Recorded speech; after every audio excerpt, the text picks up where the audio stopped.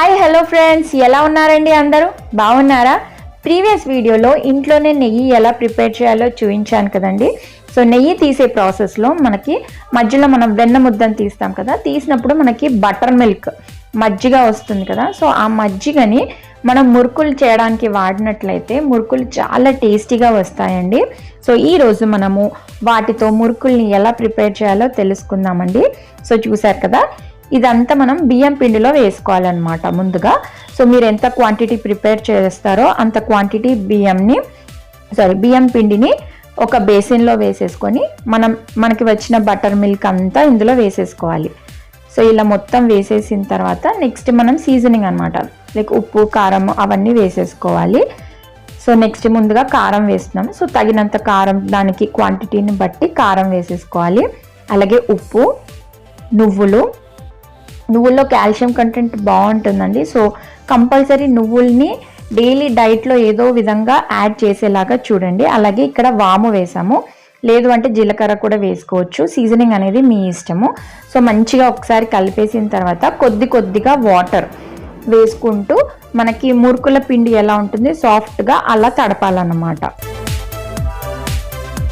So ఇలా తడపేసుకోవాలి. Next మనము మురుకులు చేసుకోవడానికి మురుకుల పీట ఉంటుంది కదండి. సో మౌల్డ్కి కొంచెం నెయ్యి కానీ ఆయిల్ కానీ గ్రీస్ చేసేసుకొని ఇలా ముద్దని అందులో పెట్టేసుకోవాలి. సో పెట్టేసుకొని మీరు షేప్ అనేది మీ ఇష్టం అండి. నేను ఇక్కడ స్టార్ షేప్ తీసుకొని ఇలా ఒత్తేసుకోవాలి. నేను ఇక్కడ ఇలా రౌండ్ చెక్కిలాగా షేప్ చేస్తున్నాను, చూస్తున్నారు కదా. షేప్ అనేది మీ ఇష్టం అండి.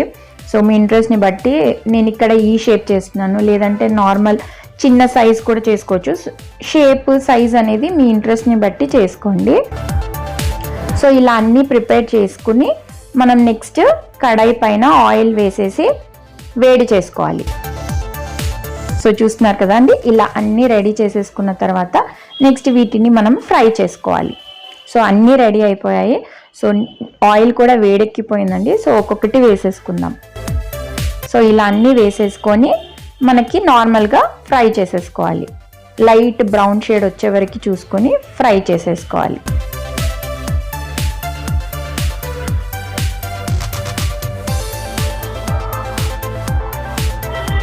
సో మనకి ఆల్మోస్ట్ ఫ్రై అయిపోయిందండి.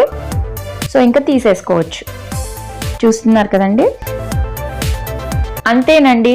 టేస్ట్ చాలా బాగుంటుంది. పిల్లలకి స్కూల్ నుంచి వచ్చిన తర్వాత స్నాక్స్ లాగా ఇవ్వచ్చు, లేకపోతే లంచ్ బాక్స్లోనే స్నాక్ లాగా పెట్టవచ్చు. మనం కూడా ఈవినింగ్ స్నాక్ లాగా తినొచ్చు. సో చాలా టేస్టీగా ఉంటాయి. తప్పకుండా ట్రై చేయండి.